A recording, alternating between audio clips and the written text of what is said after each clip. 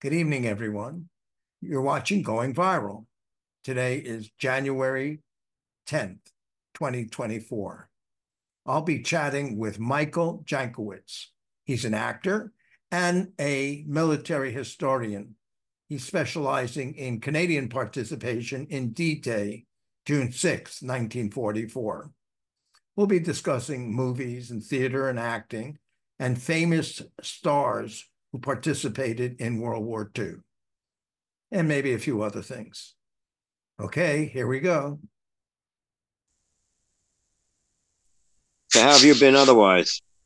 Oh, well, I had a lot of teeth pulled, which is okay. I survived. But Wait a and then second. they gave me a denture. So I'm like an old man, I got a denture. So I But you're leave the getting house, I got to check. You have the keys, you have your phone, you have your wallet, you have your eyeballs, you got your denture, you got your your fake leg. are you getting implants? I've had implants, but implants don't necessarily last forever because if I know. there's if the bone recedes, the part of the implant gets exposed and it's subject to infection. So Yeah, they had to they just take two implants out. are they putting new ones in? They may eventually, but I said in the meantime, let's do this temporary denture. I don't know. You can't. Can you see me? Yeah, I can see you. Okay, so here's the smile. Wait, let me just see what the smile looks like before I I, send the email out. I can see your bottom teeth there. I just saw them. There's my Is it your top. bottom teeth? No, no, no. It's my top teeth. No, So, looks absolutely normal. yeah, it looks normal. That's right. I can go back and my movie career is not over. Well, there's the rest of your face also you have to worry about. Yeah, that too. Yeah. So, but that's okay because if the one things you got to get, I think one of the things you have to adjust to in the senior years, the parting years, waiting for the train to come, they get on the train and you're gone. You got to get used to losing things. There goes a friend, there goes another friend, here goes a relative. Maybe you lost your hard drive, you can't find your keys, there goes some teeth. So you got to Let get me tell used you to something. that. From the time we reach adulthood, we're losing stuff, Yeah. including hair. Now, men, they said there's only two types of adult men that have every hair they started with. And there's only two types of men that have every hair that they started with: children and eunuchs. So we're always losing something. But doesn't matter as long as you can. I'm not a candidate for dentures because I have sensitive gums. So if the dentures don't bother you, you'll be fine. Yeah, I'm used to it. I mean, Yeah. it's not, I don't know how to explain it. It's like walking around in a winter coat. It's kind of bulky. Oh, And it really? isn't, yeah, and it isn't quite, it doesn't give you the same thing as clicking your teeth together. But I'm getting used to it. But then Yeah. again, the world's getting dumber. Well, I don't know. Oh, well, maybe, yeah, in the short run.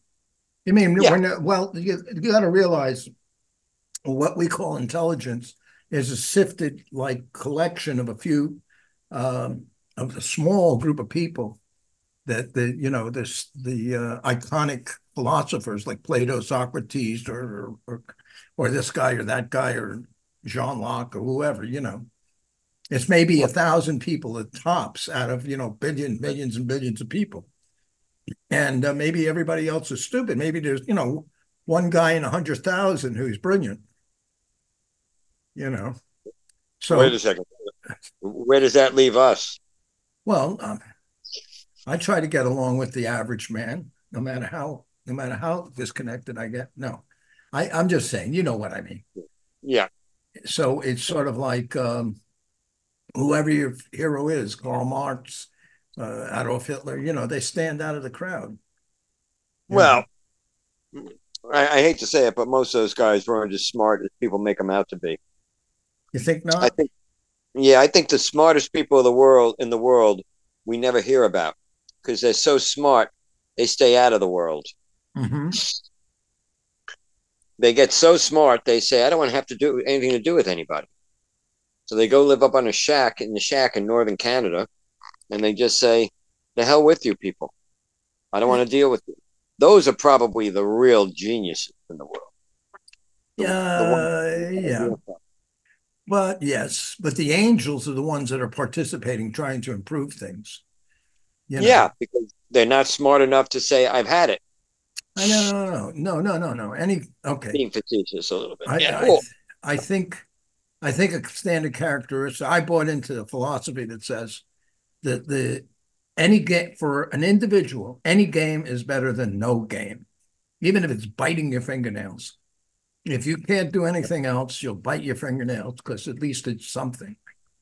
You need to be engaged into changing things or causing something to continue, like continue to water the flowers or put the flower in a new pot, but changing something or maintaining something so it doesn't change, one or the other. well, I always maintain that the universe, nothing has, everything is meaningless because in the whole scheme of the whole universe, nothing we do matters. Nothing matters. We're just machines that just die off after a while. And I was telling this to some woman that I'd originally wanted to go out with, but didn't see there was much of a chance. That's why I was talking to her that way. I was saying, yeah, it's all meaningless and everything. And she says, well, then what's the point? Then what's the point of doing anything? I said, well, you got to do something. While we're sitting here being meaningless, we got to occupy ourselves. So that's all. Yeah. Now the smartphone, one of the to me personally, I'm not ashamed to admit it. I can spend a whole goddamn day watching YouTube shorts. I don't know if you watch those on your whatever device you have, but No, they're like a minute and a half. It's basically like a mimicking of TikTok.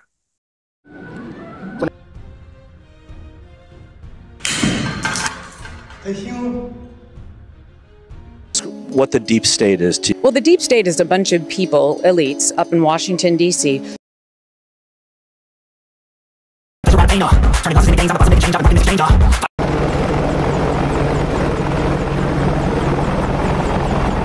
also in rare cases that is not implicit. Like after World War II, the US taking over the world, and any country, like pre-American soldiers, you don't have soldiers, whichever you want. And the United States taking over everything. But well, I didn't. And the United States actually helped rebuild countries. It's helped rebuild Europe, helped rebuild Japan.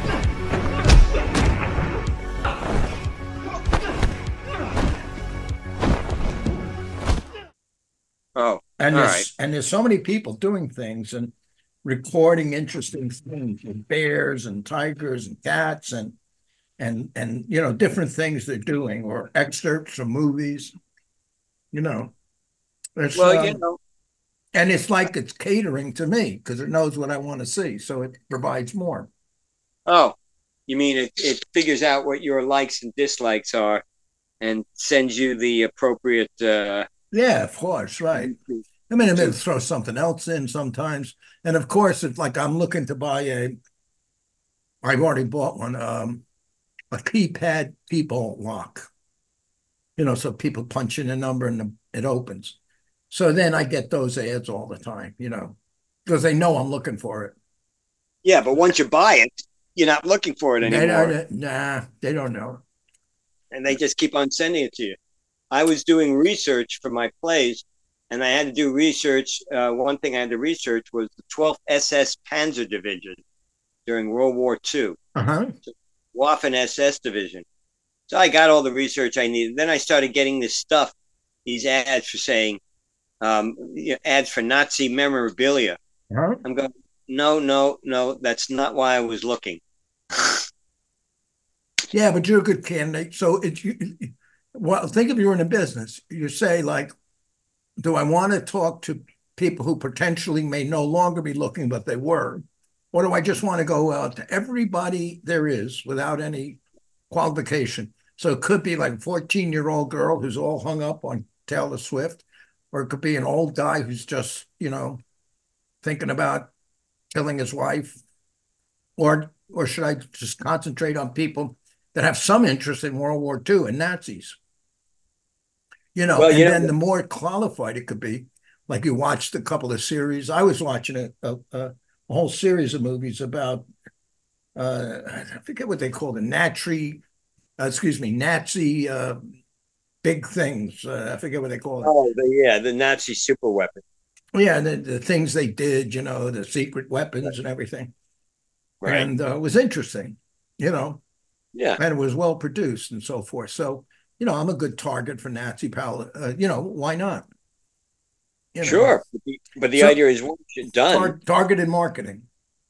but once you're done, it's like I feel sorry for people that, let's say the 14-year-old girl who's a Taylor Swift fan, and then she gets fed up with Taylor Swift, but 10 years later, she's still getting stuff about Taylor Swift. Um, but she's already into something else. I don't know. Well, I don't know how long they last. I know one thing. It doesn't cost them any extra to target more people rather than less. So what the hell?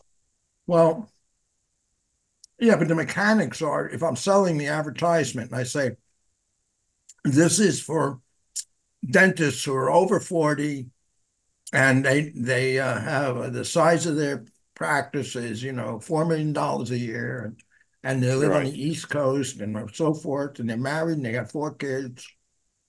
The more data I can give, the better. In fact, they I don't know. I think I've run into this where they said they can ask you 3 or 4 questions and they'll tell you what your political party is and where you went to school. Right. Well, the other day I got a phone call on I never use my home phone. It's part of a Spectrum package. The only reason I use it is it's the only way I can call Canada. Uh-huh. But otherwise, I use my cell phone. So I don't give out my home phone number. So I get a call and they said, "Oh, we're from Social Security. We want to know if you got your Social Security card. Can you give us your Social Security number?" And I said, "Oh, you're from Social Security number?" He says, "That's funny. I don't. I never gave this number out to Social Security. But why don't you give me a number? Tell me what the Social Security number. I'll call you back. Right. Why don't you tell me what department in Social Security you're at?" Yeah. Click. Yeah. Oh, I You know. go. Yeah. Right. You got to.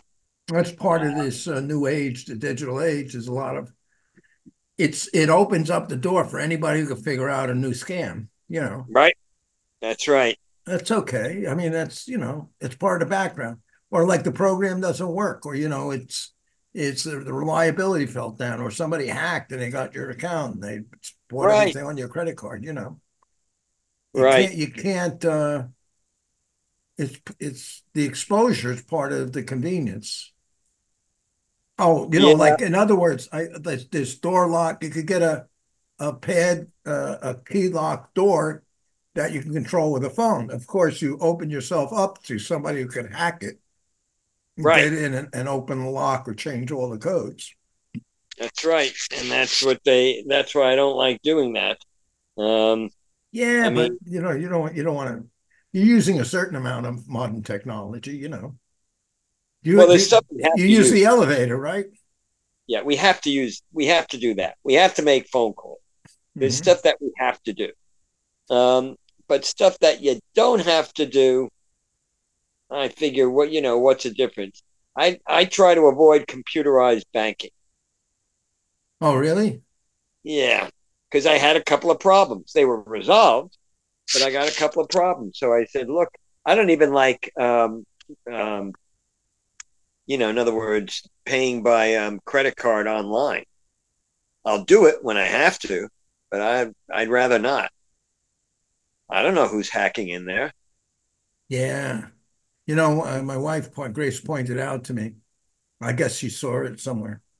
There's an absolute uh, undisclosed or unconsidered leech on all of our economics, and it's credit cards. Yeah, Yeah, because you buy something, you go to a restaurant, you buy something, 3% goes to the credit card company. Then right, the owner of the store buys potatoes or this or that, he puts on the credit card, uses the right, credit card to make the sale. There's another 3%. So every dollar keeps getting hit on, and whenever it moves, let's say at least 60% of the time. Another 3% goes to credit card companies, and they just have trillions and trillions of dollars. Right. You know, if Right. you ever had somebody stole your card and they call you up and they say, were you in Texas? Did you buy a boat? You Yeah. say, no, what happened? So they don't care. They just cover that up because they don't want the public to go nuts on that. They don't Oh, really yeah. chase it up. It's. Well, my credit card company, I've had, bad charges on there. Yeah. And and I say, when I catch them or something, I'll say, look, there's a problem there. And one good thing about my credit card company is they'll put it in dispute until they verify it. So, They don't charge you. right, That's what I'm right. saying. That's right. Yeah. They don't charge you because they just eat that because they're making so much money. The worst thing that can happen is people go back to cash, Yeah. and it And, cuts them out of that 3%. It's like and the mafia. a lot of restaurants are doing that. I haven't seen that. I've seen restaurants that say no cash, and maybe because they don't want to get robbed, so they only have cash, and then only have cards. And what's taken the place of cash is Zelle. You know that, Yes. right? Yeah. So you can pay by Zelle, and there's But no fee. that's got problems of its own. Of No, course. there are restaurants in New York more than I've seen in the past 20 or 30 years, more now, which are saying cash only, Wow. or what they're saying is the price for this item is is Yeah, yeah. $10, but it's 12. It's more if you want to put it on a card.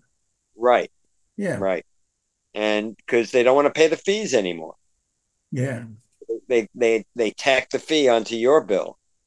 And I'm sure the credit card companies are getting ticked off at that because there's less activity. People will say, "Hey, you know, I've got cash on me. What's the difference? I'm going to wind up paying one way or the other. I yeah, might as well get it for less by paying cash now." It's yeah, yeah, yeah. But it's actually more of a it's instead of, it's not just a saving the money. It seems to be kind of like an indication you're breaking. You don't like the system, the way it's all tied up. That the people at the top make all the money. The credit card companies make all the money. They get 3% on everything.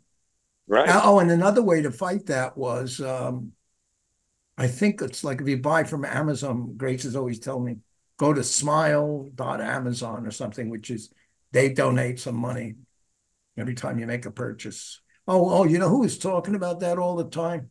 McPherson, Daryl. That's Oh, how we really? could solve all our problems. Yeah, if everybody made all their purchases on through a system where a donation is made and target that donation for a Pacifica program.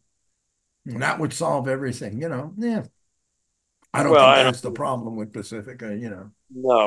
It's not money. No. Um, as a matter of fact, I don't know what's going on with WBAI out here. They're, I mean, everything I hear, it's like a mudslide. It's just falling apart. And you've got people at WBAI who have shows on that have no audience or practically no audience, and they're insisting that they want to stay on the air. It's just craziness. Yeah, that's been a long-term problem is the programmers, uh, you know, so you give a guy to show you, say, how many relatives do you have and how much you have to pay them to listen to the program because they're sick of listening to you. Yes, it's completely backwards. It's sort of like because you're trying to accommodate the broadcaster instead of the audience. Right, It's ridiculous. There's one good show out here where the guy's talking to, it's Hollywood, so he could talk to somebody on some connection to celebrities. A right, guy who's a sound man for somebody, and he could tell a story about David Bowie or Mick Jagger. That right. that kind of that is popular. Sure. And you've Gossip got about celebrities. And Um, and there's some guys who just love to talk about that stuff. They go on for hours. and there's people who like to listen to it. Hmm. I mean, to be quite honest, Right. our our parents probably thought that was a lot of crap trap, but we were brought up on television and movies and shit like that. And kids today are being brought up on computers. So whatever it is, that's what interested them as kids. So they like that. Look, I love hearing stories about um, Hollywood or something like that. But But did you watch the Grammys? Not the no, Grammys. It was at the Grammys or was the Golden the Globes. Nope. Golden Globes? Yeah. No, I don't want to see awards anymore. Oh, okay. No, because Congratulations. it's not about the awards anymore. I mean, in other words, you used to watch the Academy Award, and it was all about, who was up for the Academy Awards, who won, who lost, whatever. But now it's, there's these shows and the political statements and political correctness or whatever, something. It's an award show. It's like, I mean, it's not as good as seeing the movie, but it's an added attraction. But they made it into such a big thing. I just who was wearing what on the awards, and everything is scripted badly, I might add. People have to deliver these bad jokes. Uh, what's the point? Right. Well, because movies used to be, I don't think they are anymore. That I mean, the American movie was like a product that we all participated in. It was our brand, like the Ten Commandments or Giant or even Right, Lawrence of Arabia. We felt like, well, that's part of the movie industry that we could right. make this kind of an epic or Magnificent Seven or whatever it was. And and let's give some credit to the Japanese or the Italians for their movies, but it was a nationalistic thing. And it was Well, it was the pride. Brit. Oh, starting Gone with the Wind, or the Wizard of Oz. Even further back into silent films. I mean, and I used to say it was an English language film thing because Uh-huh. it was, Britain and the United States.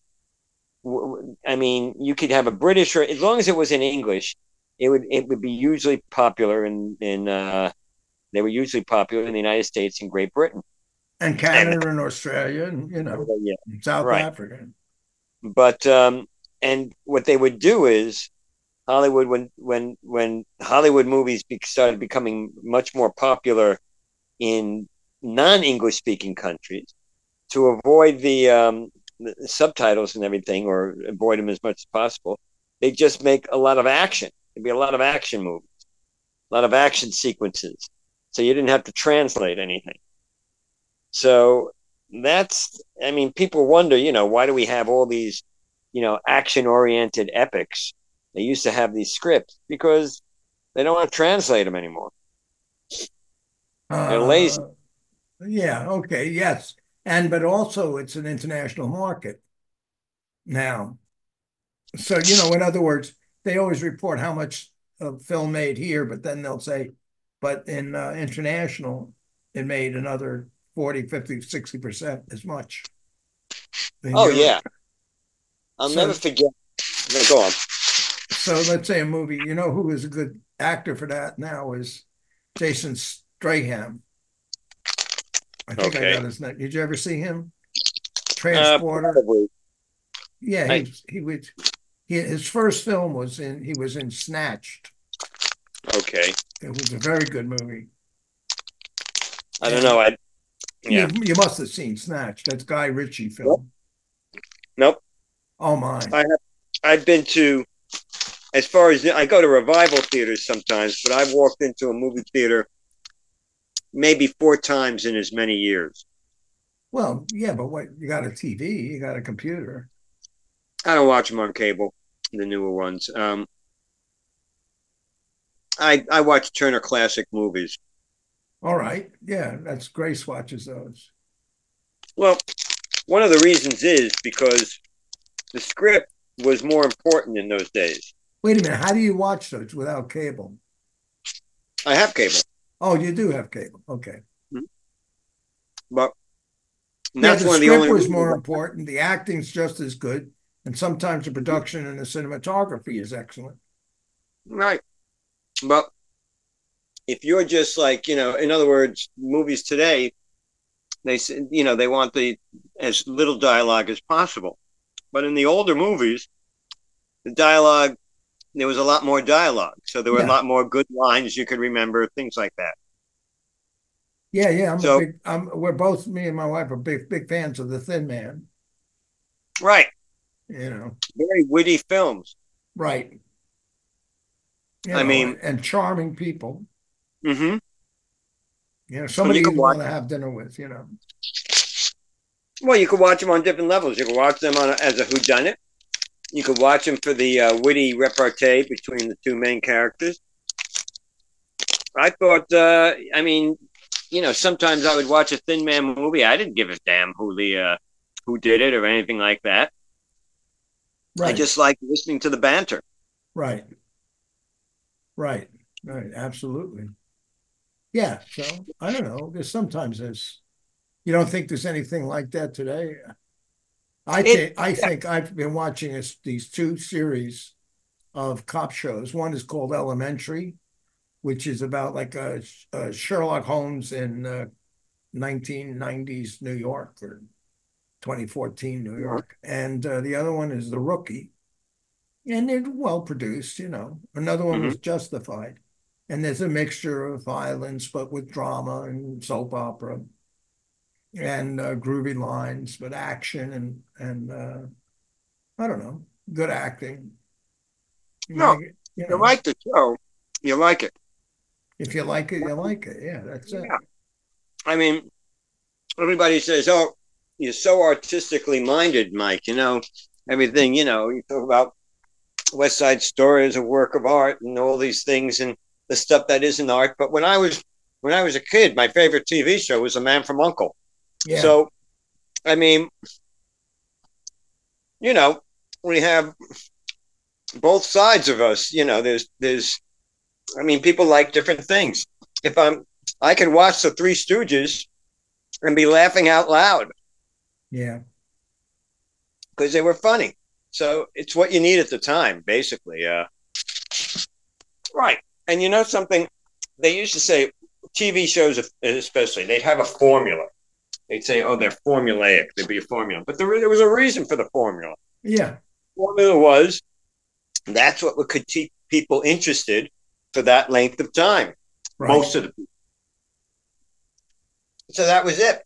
I mean, the problem that always happens with television series, I find, is that the first one or two seasons will be great, but then they run out of ideas, so they deviate from the original concept, and people start tuning out because it wasn't what they originally tuned in for. But that's the Well, nature of the business. it was a successful formula. Let's say, have you seen? I'm assuming I have to ask you this. Have you seen many episodes of Law and Order? I don't like the show. I've seen several episodes. I've auditioned for it Uh-huh. numerous times. They loved my acting and they never cast me. So that didn't endear me to them either. But yeah, Law and Order has a definite formula. Yeah, and it's the same thing all the time. And the thing Mm-hmm. that makes it interesting is I found a subset, uh, you know, to their formula. But anyhow, the formula was always start with the murder scene. That's the first scene. You find a Right, dead body. Some kids playing ball, they find a dead body. So come up with an interesting way they found the body, like looked in a fridge or whatever. right, Then they got the cops, and they're kind of like, very New Yorky type cops.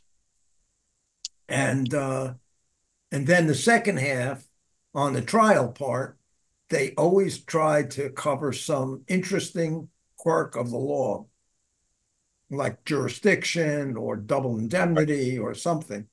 So it's somewhat educational. And then towards the end of the show, they reveal who the real criminal was or whatever. That's a surprise thing. But what I found out was if you see some actor that you recognize in the first 15 minutes of the show, it doesn't matter what he is. He could be the guy parking the car or the bellhop or a dentist who says, oh, she's in here. It doesn't matter. As long as you see this guy say, oh, he's a regular actor. He's like a B actor, character actor. He must be the one who did the murder. Exactly. Exactly. Right.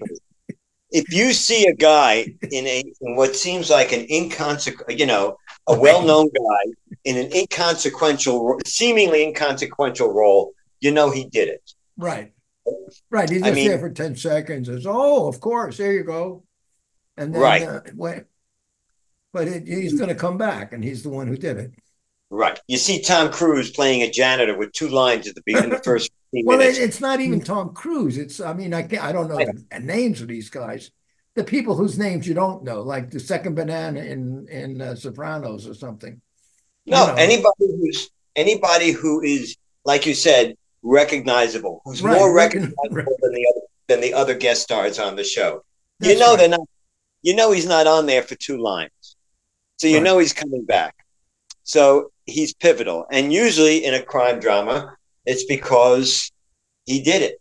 By the way, about Law and Order, a good friend of mine was passed away. Rest in peace. This guy named James McAdams. He was the executive. He was a bit older than me, but he and his wife, we were all friends, and he was executive producer on The Equalizer and Kojak. I mean, he basically was in charge of both those shows. And The Equalizer with the British guy? Yes, Edward Woodward. Yeah. Okay. And when he knew Dick Wolf, who created Law and Order, and he said, everybody's raving about the show. He said, but it's just a knockoff of a show they did in the 60s called Arrest and Trial. I don't know if you remember. Never heard of it. It was a show. It was an hour and a half long. And the first 45 minutes was the arrest. Ben Gazzara played the cop, and Chuck Connors played a lawyer. Oh. So the first 45 minutes concentrated on the arrest, tracking down the criminals. And then he would go to trial. And it lasted, I think, 2 seasons. Yeah. And then went off. It was a 90-minute show. And all Dick Wolf did is said, hey, we can do that again. We'll do it in an hour format. Right, in New York. Yeah, they say this on television especially. New York's the third actor. New York's part of the acting. Well, the funny thing is, the first couple of seasons, Jim used to complain. He used to make fun of Dick Wolf. He said he got permission from the studios to film in New York. Because back in the 80s and early 90s, they didn't want you to film in New York for television. They wanted to keep it in LA where they had everything was there, cost less money. So Dick Wolf wanted to film in New York, and Jim would say, but he never shoots outside. Most of it, the first couple of seasons, most of the shows, it was all interiors. Yeah. He said he could have been in Tucson, Arizona. I mean, nobody would have known the difference. So, it was just funny that way. But television, everything on television is a knockoff of something else. I'll never forget when The Man from U.N.C.L.E. became a big hit. They had a spoof of it, which was Get Smart. Mission Impossible, which was trying a different tack on the espionage idea. I Spy, all these shows came on. Then those shows spawned knockoffs. There must have been 100 to 150 television series, some successful, some not, that were just knockoffs of knockoffs of knockoffs of The Man from U.N.C.L.E. And where's The Man from U.N.C.L.E.? Why did they create that? Because of James Bond. Yeah. In the movies. So everything, people say, what an original show. Probably not. It could be a good show, but it's probably not original. Well, not, everything. Do you think Shakespeare is original? No, I know he stole from some other people. Okay. And everybody steals from Shakespeare and the Bible, you know. Right. But the idea is, who did they steal it from? I mean, Jules Pfeiffer used to have a routine. He had a theater piece called Pfeiffer's People. And there was one segment where this guy comes out and he says, all my life, I wanted to be like Joey. I always admired Joey. I idolized Joey. I thought I tried to walk like him and talk like him and do everything like Joey. Then I found out Joey was idolizing and copying Harry. And he was walk and talk and do everything like Harry. And then I find out Harry was, idolizing and worshiping Fred. And he'd walk and talk like Fred and do everything like Fred. And you know who Fred was idolizing? You. Joey. Joey. No, he says, Joey, that stupid little nerd that walks and talks like me. Yeah. It's all cyclical. It's cyclical. Well, that's another thing. I don't know, you're not a fan of Law and Order, but what they would do, they took advantage of, first of all, everybody would say, oh, they got so many good actors in New York, these character actors from off-Broadway shows and everything. And what they would do is it's an ensemble, the cops are an ensemble and the DA lawyers and the prosecutor is an ensemble. It's the same three people usually. Right. The chief of police and the lieutenant and so forth, small group of actors. But they would change them out after 1 or 2 seasons. Right. And they would kill them so they could have a story where somebody died, a key character. So they'd knock off a key lawyer or a key cop. And it was like, what? That's unusual, This is this guy I see every week, and now he's dead, and they get another guy. So if they know the actor's not coming back, they know that the guy could be tired of it. There was one actor who was, I can't remember his name, Moriarty. Michael Moriarty. Yeah, he was on that show. He was great because he's kind of weird, Mm-hmm. He's got a weirdness the way that the one that everybody impersonates, John Malkovich. Or... No, who does everybody impersonate? I like that the way he has a funny way of talking, like he's autistic. Chris Walken. Yeah, he's weird, like Christopher Walken is. Yeah. He goes like, what's he do? He says his line strange, like he's looking and stuff. Right. But he was popular on the show because he had an intelligence. You could see he was intelligent. Right. But for some reason, he quit the show. Well, everybody went, that was the stupidest career move anybody ever made because he was like number one. He was weird in real life. Oh. He quit, and then he started this theater company. And that got too weird. And he wound up living in Vancouver, I think, where he's living now. And then he got arrested for some brawl in a bar. I don't know, something. Yeah. Like Michael Moriarty, right. Michael Moriarty. Look, so I think he was the first cop. Not the lawyer. Maybe he was the lawyer. He was the lawyer, yeah.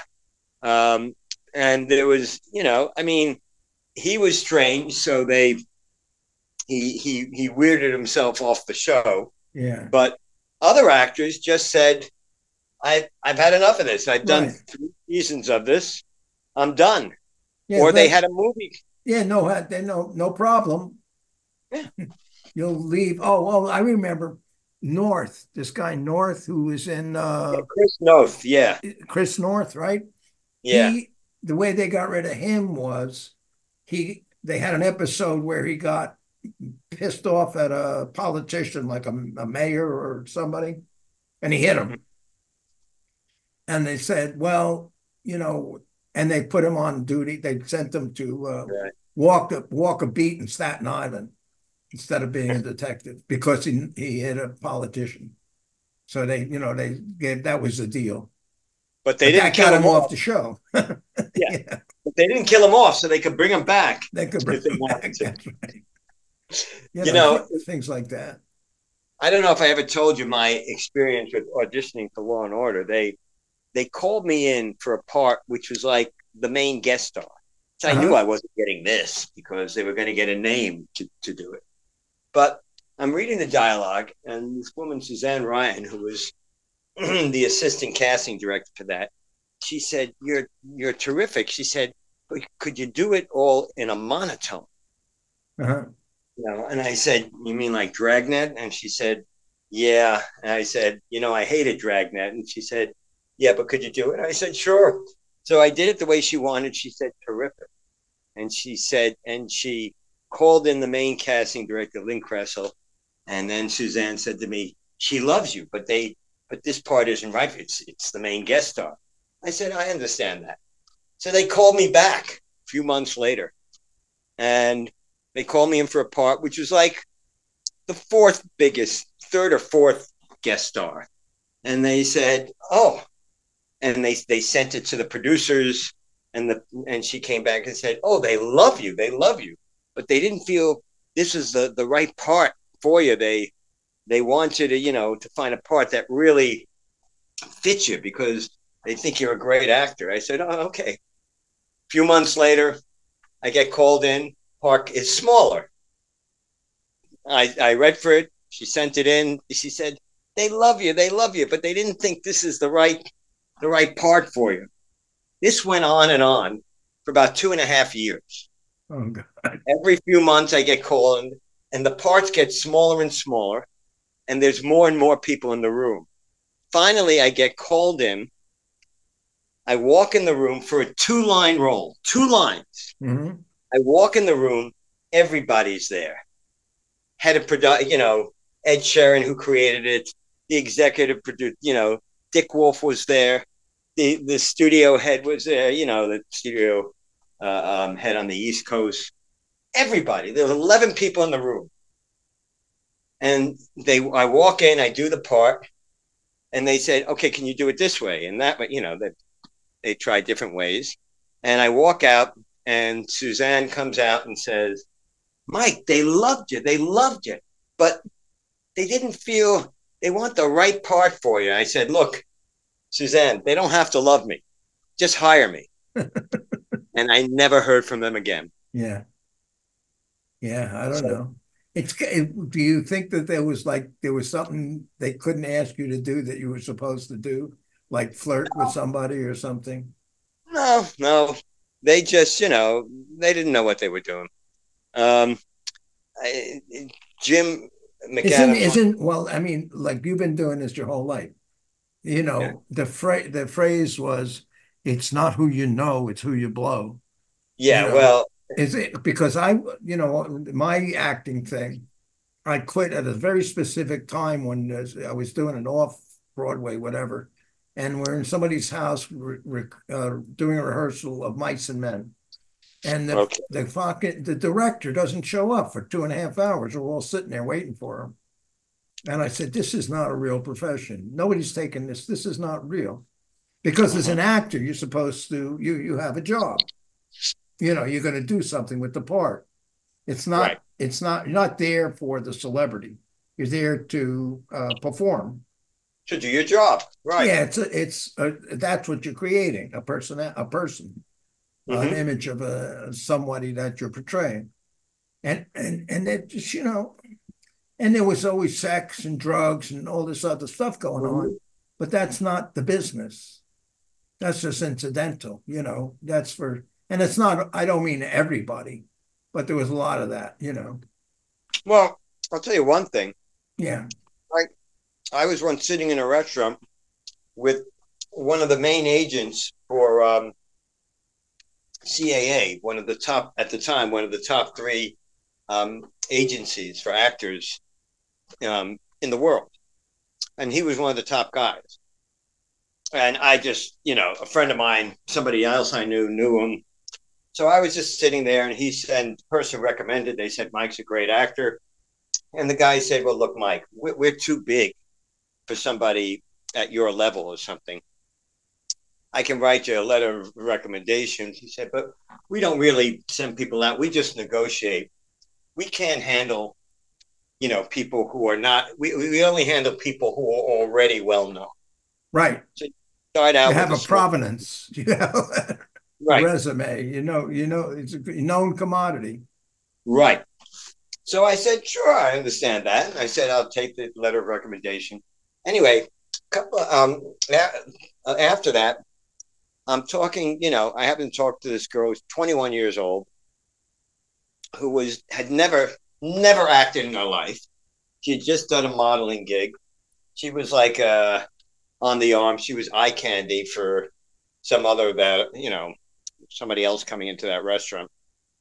And that same agent was talking her up. He signed her. Yeah. Signed her that night. Yeah. She wasn't even an actress. I understand, but she was good looking. He wanted to fuck her. Oh, he wanted to fuck her. Yeah. Well, Yeah. okay. So he signed her. So there's no liability in that. What does it cost him? Nothing. Nothing. He was an Except executive. maybe he's going to have to answer the phone or take her out to dinner sometime or something. Yeah. And that's the business. It's a strange business. I knew going into it, there were a couple of guys, I forgot who they were, but they were well known for a while. And I wondered, I said, geez, these guys, they're all right. I don't know why they're getting all this work, though. They're not great. And I found out they were selling the right drugs to the right people. Uh-huh. There you go. And they were actors, huh? They were actors, but not very good ones. Yeah, I understand. Yeah. It's like once you can sell, all they have to do is be able to convince the public that these guys are good enough. And people will say, fine. Yeah. I know. Well, we don't have to agree. I mean, we don't have to go along. A friend of mine just wrote a thing on Facebook about nobody likes YouTube, the band, but they're embarrassed to say that because they're led to believe that everybody likes it. Right. They don't want to be the naysayer. They don't want to be a buzzkill. So I said, yeah, well, let me tell you, here's a bunch of people I think were just hype. Like I always thought Donna Summers, the singer, is hype. I think Taylor Swift is like that. I watched this show of her. When she first came out, I'd say she's got everything. She's got looks, she's young, she's gorgeous, she's blonde, she's ideal, and she's got a good voice. But I watched her special and it was like repetitive and silly. I don't think there's nothing outstanding there. Nothing like Adele. Adele is knock you out of your chair. Not on everything, but on some of her songs. But there's other people like that are just, my David Bowie. I mean, it's a big deal. You get 1 or 2 hits. So there's a lot of hype in the business, but to a degree, the business is hype. That's what it is. Yeah, that's what it is. But like you said, with the movie channel TCA or TWA, whatever it is. CAA, yeah. Turner Broadcasting, right? TCM, yeah. TCM. The older time actors, there was something there. Clark Gable, Humphrey Bogart, right? Even Mitchell, Robert Mitchum. A good string of actors, and James Dean and the guy who was in the movie with him. What's his name? Now I forgot. The guy who was played his father in Rebel Without a Cause.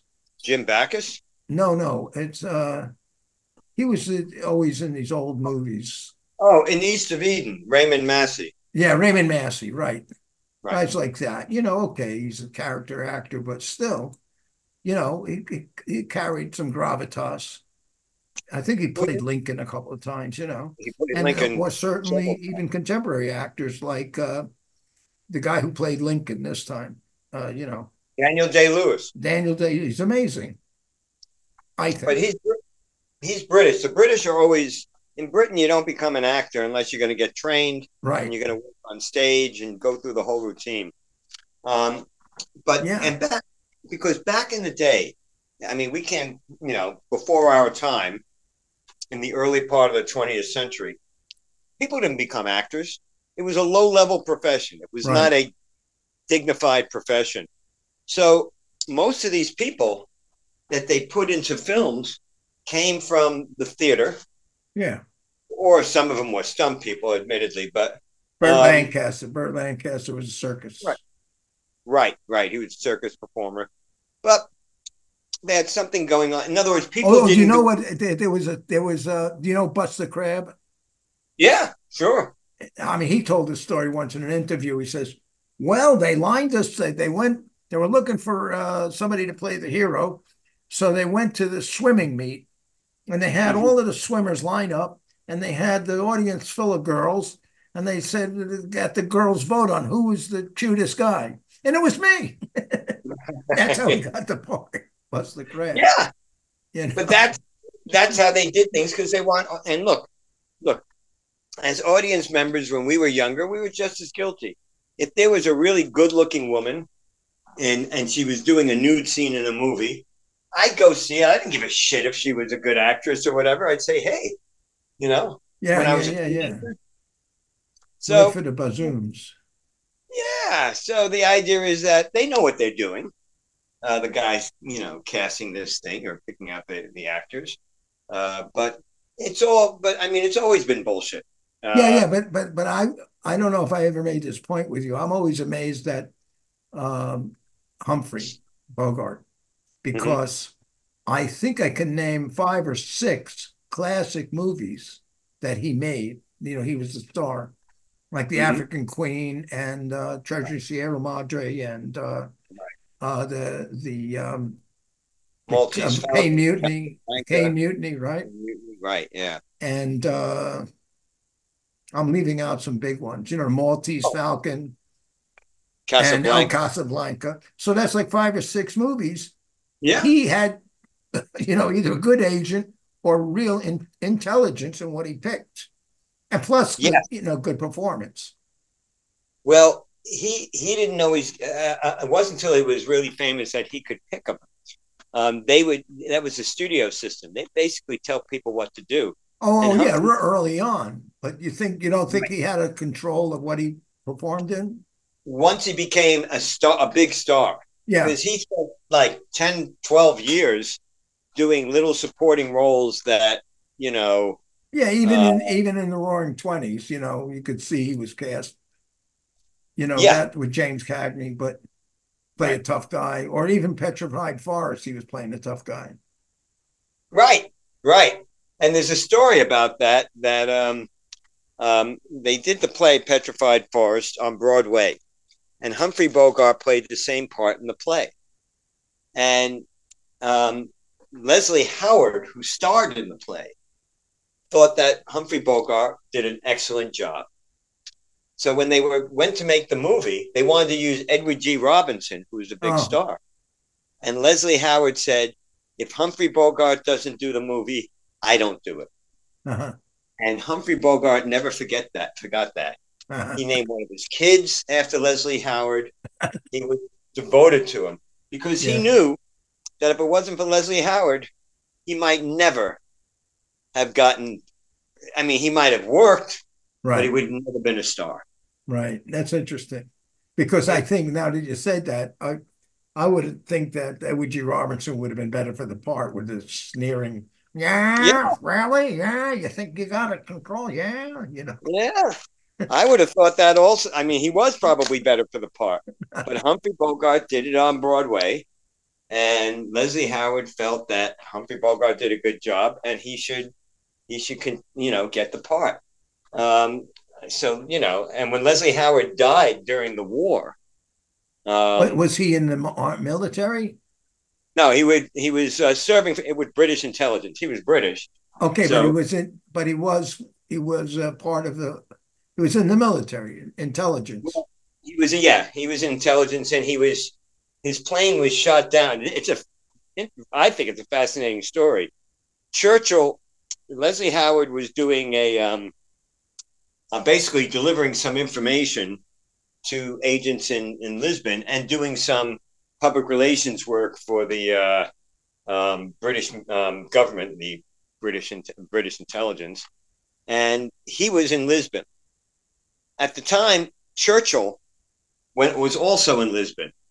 He had a meeting there with the Montgomery and people about the North African campaign.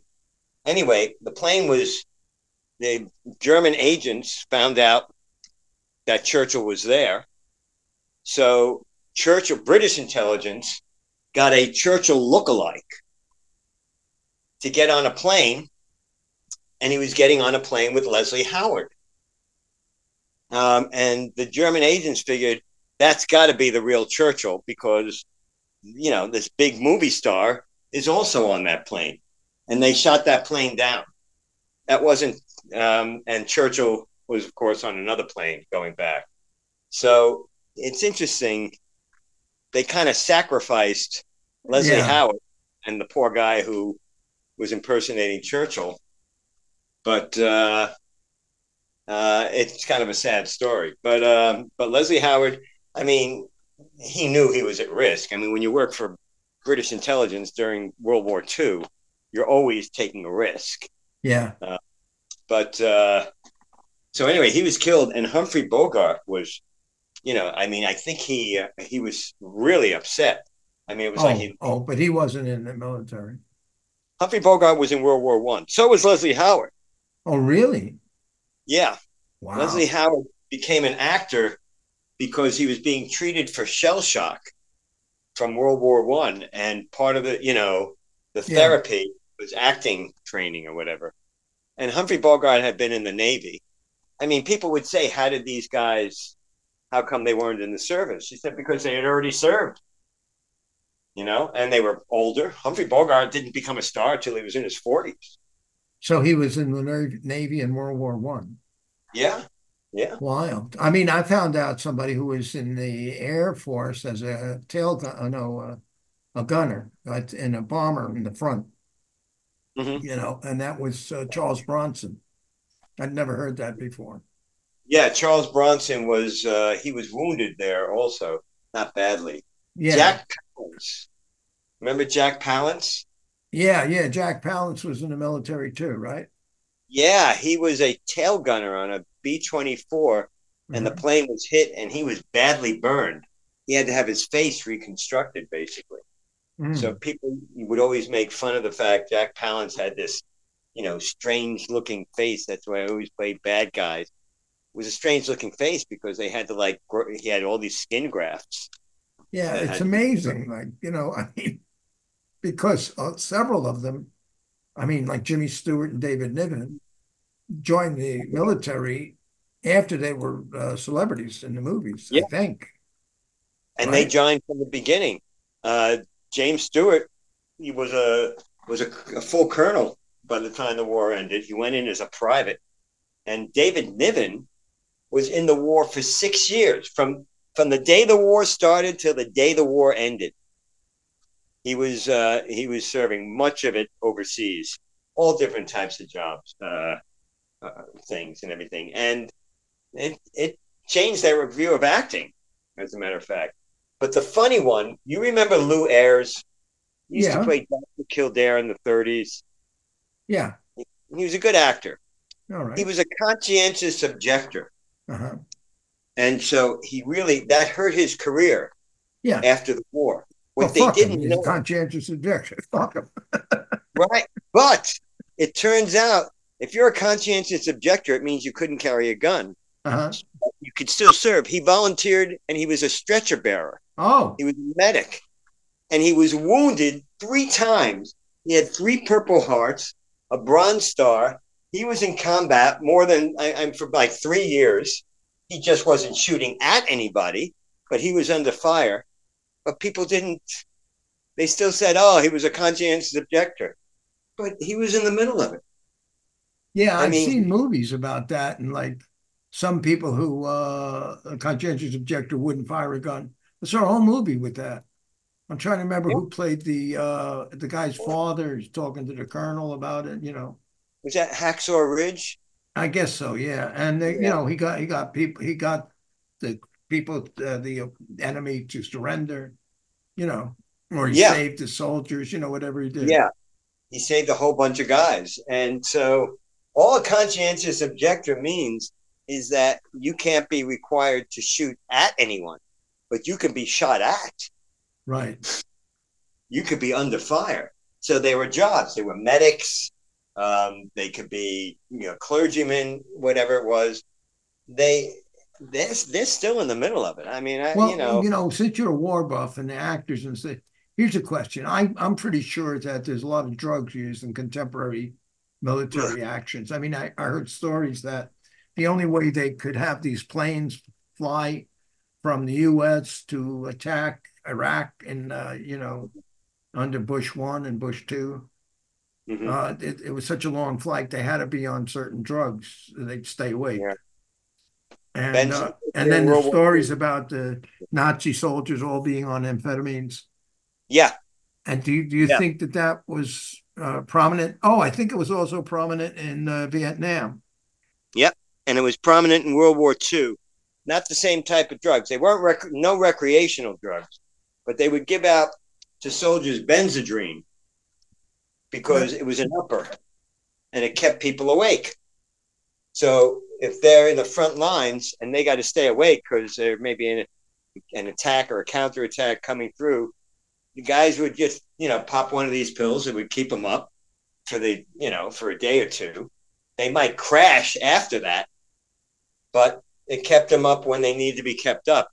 The Germans were giving their younger soldiers, they were drugging them up because they want, how else are you going to get people to charge against withering enemy fire, across an open field or something. And World War One also, huh? I don't know about World War One. I don't know if they had those things in World War One, but those are relative. I mean, they weren't. It wasn't nearly the same thing as in Vietnam and nowadays, but they just had these drugs. Nobody thought anything out of it. It was like Benzedrine was like the opposite of a sleeping pill. It just had the opposite effect. Right. So people didn't think any of it. Look, they used to encourage soldiers to smoke, right? Mm-hmm. Because it created a need that could be satisfied. Cigarettes were cheap during the war. I mean, they were like a nickel I think a nickel a pack or something. It was something ridiculous. I mean, soldiers always had packs of cigarettes on them. Cigarettes were, no pun intended, a dime a dozen. Yeah. Anywhere, because the Army knew that if you couldn't get anything you needed, including protection against dying, if you could get a smoke, it would calm you down. If you have a need and you can satisfy that need, it calmed you down. Yeah. Yep. So cigarettes are somebody would point out, they're mostly punctuation. Yeah. Like, okay, we finished. Okay, I'm going to have a cigarette. Right. Right. And that was it. So after they've been in combat, the guy's nerves would be frayed, but they'd have a cigarette. Right. Okay. Or before they charge. Okay, well, let's have our last cigarette before we charge. Yeah. I have one more cigarette. Sort of like a punctuation, calmer period. Punctuation is a good way of putting it. Yeah. It's and it worked. Yeah. And they also, another thing I found out is that the reason that cases of battle fatigue were lower in the British Army than in the American Army. Canadians, it was about a mix. But because the British drank tea. They drank a lot of tea. And they want them to drink tea because it had caffeine, so it helped keep them awake. The Americans drank mostly coffee, which had even more caffeine. But coffee also made you nervous. Tea calmed you down. Tea was a calming. You have a cup of tea to calm yourself down because there's something in the tea that helps calm you down. But there's something in the coffee that makes you jittery. If you have 5 cups of coffee, you're like, I'm okay. I'm not jittery unless you take my coffee away. Right, exactly. So they figured this out after the war, the Americans. But the fact is, the British would encourage their soldiers to take a tea break. And the Americans and the Canadians would always say, What are these guys taking a tea break for? We're in the middle of a battle. Yeah. There was a reason that a lot of the stuff that we hear that seems to make no sense, there's usually a reason. Yeah, absolutely. Yeah. You You know, know, and but except for, but I don't think we're getting the coverage. Well, I should say that there was all these movies. There were, a lot of movies. They're still making movies about World War II. A lot of right, European movies still about Nazi occupation and so forth.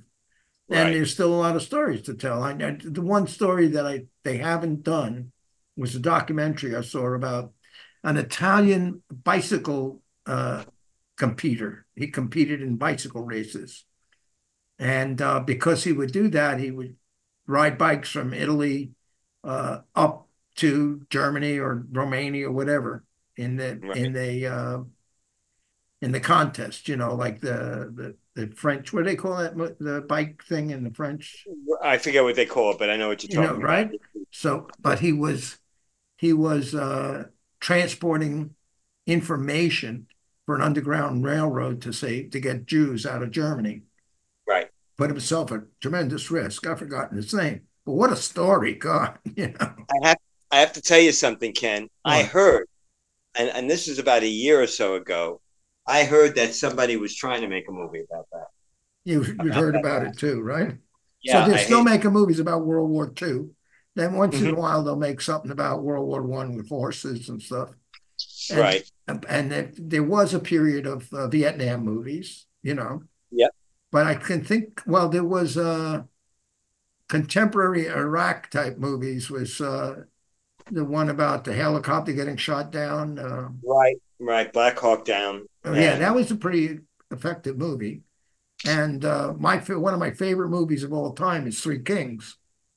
Oh, okay. Yeah. The reason I liked it is because the director just pushed it as far as, he just pushed it the right amount because he put like this cartoon in the middle of it to show how the bullet went into something.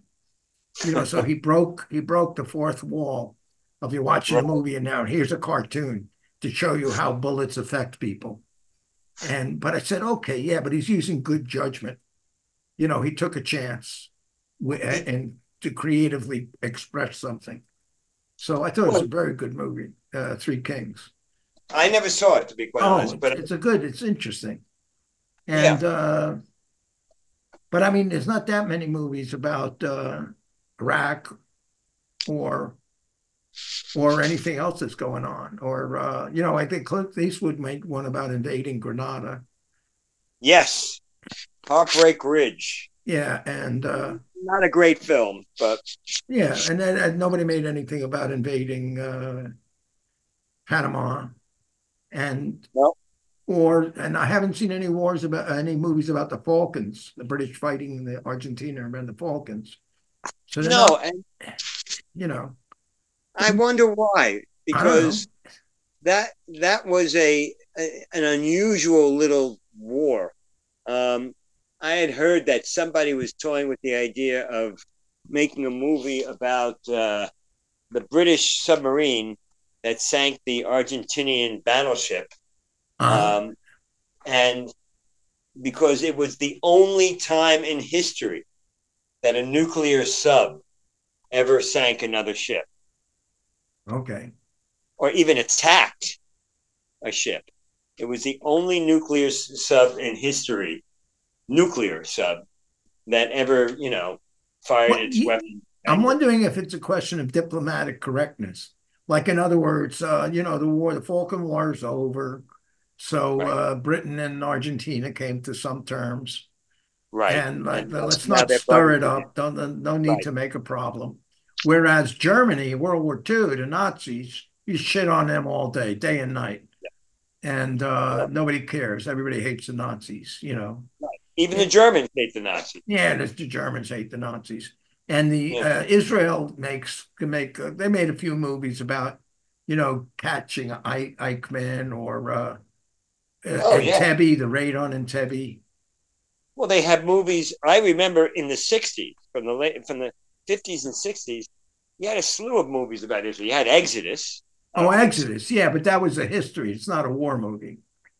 It's part of basically. it. Yeah, it wasn't really a war movie, no. Right. But there was another movie with Sophia Loren and Peter Finch and Jack Hawkins. I forgot the name of it, which is about the War of Independence or something. But those are Hollywood films. Then the Israelis made a couple of movies. There was no movie though made about the 6 Day War, Right. that I know of. But again, how are they going to make the movie? Because now they're friends with Egypt. Right. So that they're not going to make a movie. Yeah, I mean, maybe they make one about fighting the Syrians or whatever, but they're not. Oh, not that's gonna, right. Nobody's made a movie about ISIS. Nope, That's nobody's made a interesting. movie. Yeah, it's. I don't know. Well, there's no money to back it. Nobody wants to say, "Oh, no, no, don't bring that up again." You'll get copycats. You'll be promoting it, something like that. maybe I don't know, but it is curious. They haven't made a movie about ISIS. Or Abu Ghraib, Nope. and that was a big fucking thing. Abu But Ghraib's again, quite a deal, and not even a documentary. no, there's no documentary about that I know of. And Yeah, but the reason I'm bringing that up is because there's been several documentaries about the CIA, bringing drugs in and making money to back the Contras. Tom Cruise made one, and Mark Wahlberg right, made one, I think. And right. about the reporter who covered it and killed himself by shooting himself in the head 3 times. Suicide. So, so Shot that himself there in the was head three even times. movies about that, CIA operations, but they don't Well, always cover certain things. I don't know. Maybe they can't get the funding. well, that's just it. Not only that, they can't get the support. So the CIA, the U.S. government, isn't going to help them make a movie about transgressions by the CIA. So they're not going to give support. In other words, a lot of the movies that you saw, I mean, the most movies were obviously about World War II, and they all had the support of the Defense Department and everything like that, because obviously none of them were going to say the Americans were bad, because the Americans, Except for the Vietnam movies, like Platoon. Vietnam movies, yeah, and some of those Platoon. movies they couldn't get support. I think Oliver Stone had problems getting, trying to get equipment or something like that to use when he did Platoon. Yeah. So there's all types of reasons. I don't know. I just know that there's usually a reason. And so when you say there's no movies about ISIS or something, there's a reason. We just don't know what it is. Because But ISIS was really an undercover CIA activity to make an excuse to do. I don't know. I don't I know don't what think I'm joking. So whatever yeah, but reason. it is interesting, and it's also interesting. Like we should make a documentary. We should do this as a project because I don't think there's. Well, these days you can make a documentary and just put it on YouTube. I watch. There's a channel called Falling Civilizations or something that goes over the demise of different civilizations. I just watched a 3-hour episode about Babylon and the Sumerians. There was so much fighting back and forth between what now we would call Iraq and Iran, between let's say 500 BC, 700 BC to 500 BC, back and forth, and massacre and occupation, back and forth. And so there's Mm-hmm. so much activity and things in history to talk about, but it's on YouTube, and maybe it gets on the History Channel. But I'm saying there should be a documentary about Hollywood in the movies. I think there wasn't there? About war movies?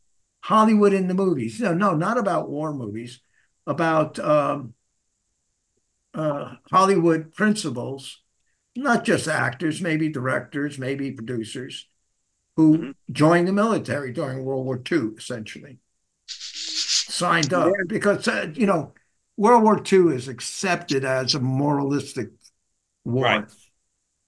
A good, That a good hasn't war. been, usually doesn't get attacked as being immoral. Right. So No, you can say what you want in that one.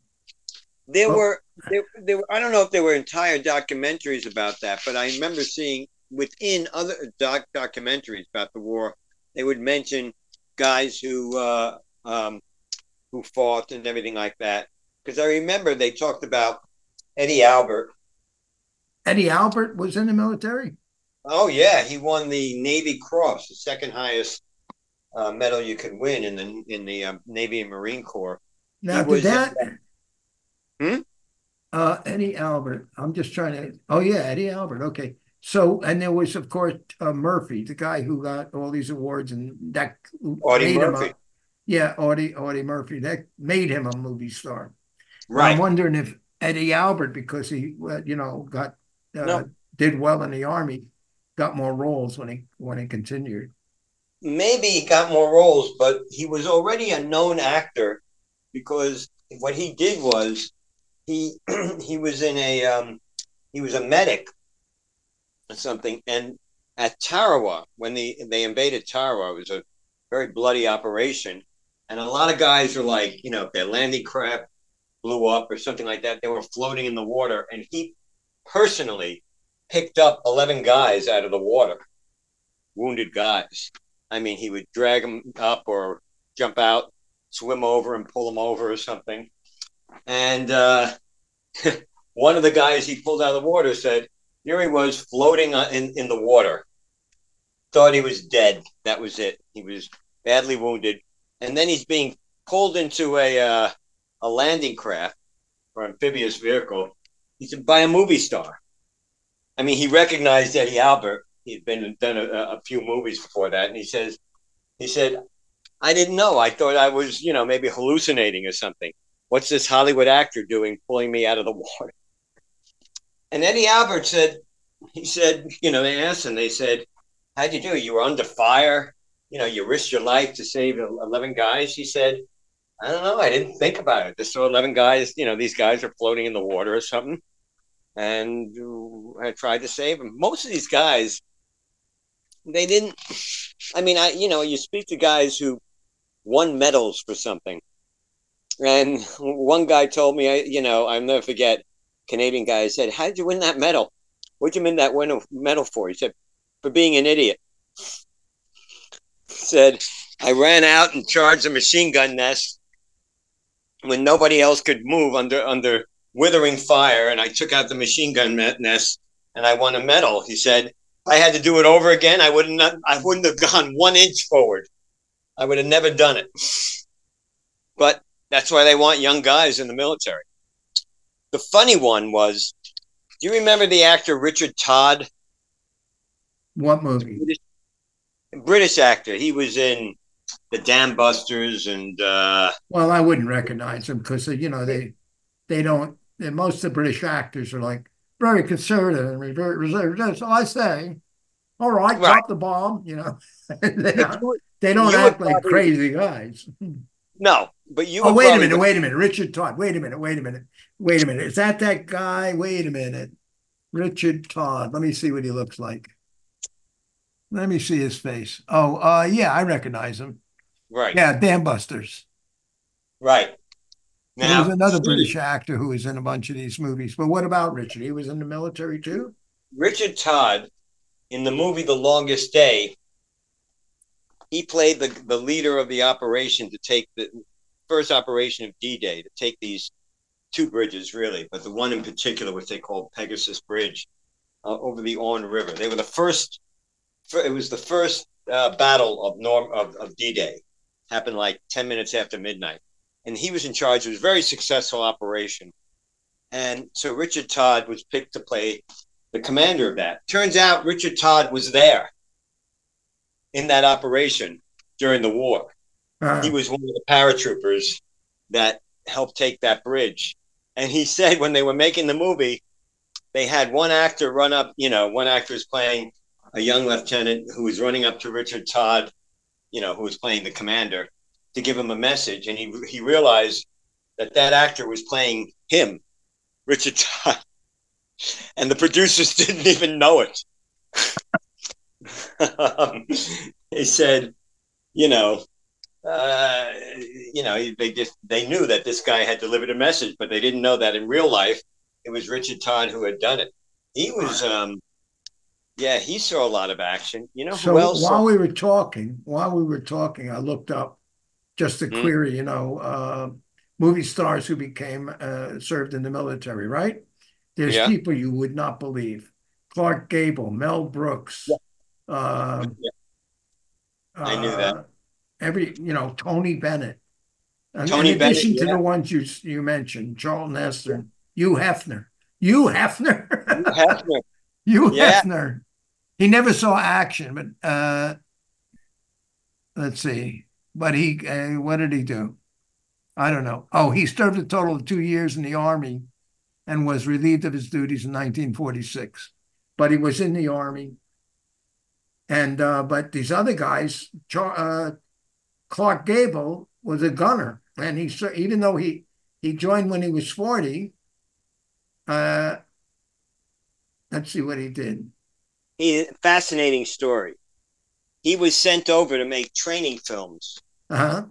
for the Army Air Force. He joined the Army Air Force, and he wanted to fly combat missions.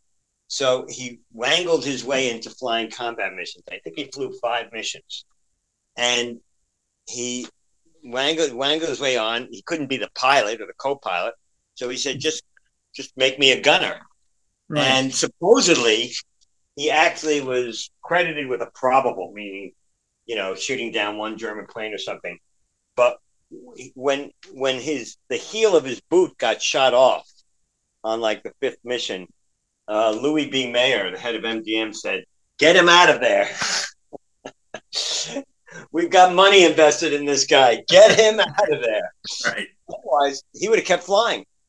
Yeah. He was a pretty cool guy, actually. But there were other people who Melvin Douglas. Oh, there's so many. There's a lot. There's at least 20 to 30. And here's a wild one. I mean, Tony Bennett. I didn't even look up to see what it says. But Yeah. Cougar, the guy who was in the Adams the Family. Adams Family, yeah. Mikey Coogan, yeah, he won. I think he had a couple of medals. Yeah. So Mickey and Tony Curtis. Tony Curtis was in a submarine. Yeah, he was. I think a submarine and a submarine tender. He was wounded when the one of the iron chains holding the torpedoes broke loose during when the ship was under fire, and it smashed into his back, and he had a back injury, which affected him for years. So a lot of these guys had injuries that just went on. Lee Marvin. Yeah, Lee Marvin too. Lee Marvin got shot in the ass. Yeah. But he was, and he never recovered. I mean, he became an alcoholic, and they think it was due to what he went through during the war. He just never fully recovered. Also, do you remember Neville Brand? Yes. Neville Brand was something like the 4th highest decorated soldier of World War II. And Jim McAdams, the guy I told you about, who was the producer of the Kojak and the Equalizer, he said on the Universal lot, in the back lot of Universal, he sometime in the middle of the day, Neville would walk out of his trailer stark naked, holding a .45 automatic. And people would go running and everything. Thought he was crazy. And he was just getting a flashback. He'd be like, was like sleeping in his trailer. He'd get a flashback. And then people would say, Neville, you all right? He goes, yeah, where am I? He thought it was back on an island in the South Pacific or something. Yeah. I mean, he usually played a heavy. Yeah. The tragic ending of Neville Brand, one of toughest guys in Hollywood. Oh, this is this. Oh, I gotta cut this out. The sound back. But it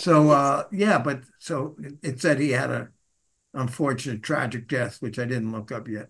But the point is, there's got to be 20 or 30 guys. Oh, at least. I mean, most of the British guys. I mean, Laurence Olivier, Alec Guinness. Alec Guinness was commanded a landing craft. Laurence Olivier didn't really do much. He was in the, just flew patrol missions or something. But all these guys, if they were anywhere near the age, I mean, do you remember the old TV show Robin Hood? Well, with the one I liked was with a British actor. Richard Green. Yeah. Right. Richard Green landed on D-Day. Wow. He was a company commander on D-Day. I mean, people don't, they don't realize. It was like 3 out of 100 made it off the beach? Well, in his case, no, most of them made it off the beach, but he made it through the whole war, which most of them probably didn't. But he was, he was there all through the war. I mean, these guys, because you would see these guys who were like up and coming stars in like the 30s, young up and coming stars, and all of a sudden they disappear during the war years. Uh-huh. And that was because, sometimes they'd release them for a few months to make a propaganda film or something. They did that with David Niven, I think, once. But most of the time, they weren't doing anything because they were in the war. Tyrone Power was in the U.S. Marine Corps. But they were, like I said, Burt Lancaster, all these guys. Oh, it's a whole slew of them. The sad one.